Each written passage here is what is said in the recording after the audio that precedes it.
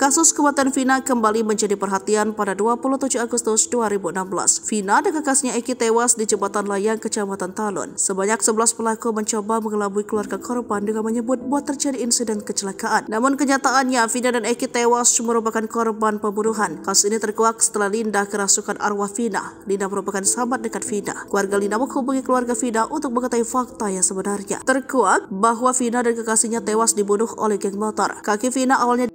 Setelah itu, ia diperlakukan tak sepatutnya oleh 11 pelaku. Eki sang kekasih dipaksa menonton tersebut. Setelah itu Eki juga dibunuh. Polisi menyatakan Vina tewas kecelakaan. Kasus tersebut terungkap justru setelah Vina merasuki temannya Linda di hari ketiga kematian. Linda adalah sahabat dekat Vina. Seorang pelaku sempat memberitahu orang tua Vina yang mengatakan jika Vina tewas kecelakaan. Hal itu diceritakan keluarga Vina dalam podcast Denso Selasa 14 Mei 2024. Jadi yang ngasih tahu tuh pelakunya. Dia cinta datang ke rumah. Ngasih tahu Vina kecelakaan, sekarang posisi di rumah sakit, cerita kakak Vina. Mendengar informasi tersebut, sang ayah pun bergegas ke rumah sakit. Datang ke rumah sakit sudah ada polisi bilang kecelakaan, lanjut kakak Vina. Ayah Vina pun menyempatkan diri untuk melihat lokasi kecelakaan, namun tidak ditemukan bekas kecelakaan. Di situ benar ada bekas darah, ditutup pasir. Saya cari bekasnya, katanya kan nabrak trotoar sama tiang listrik, tapi tidak ada bekasnya. Trotoar masih utuh, tiang listrik utuh, motor juga spion utuh, sen utuh, lecet keras sudah lebah, tambah ayah Vina. Logikanya kan kecelakaan 5 meter, motor udah hancur. Kita pun nyampein itu, tapi belum ada bukti kuat juga, takut juga. Kasus tersebut terungkap justru di hari ketiga teman almarhumah Vina kerasukan. Di hari ketiga temannya Vina kerasukan di rumah dia sendiri. Sedih telepon kakaknya, katanya adiknya kerasukan arwah Vina. Ada hal yang mau diungkapin, cerita kakak Vina.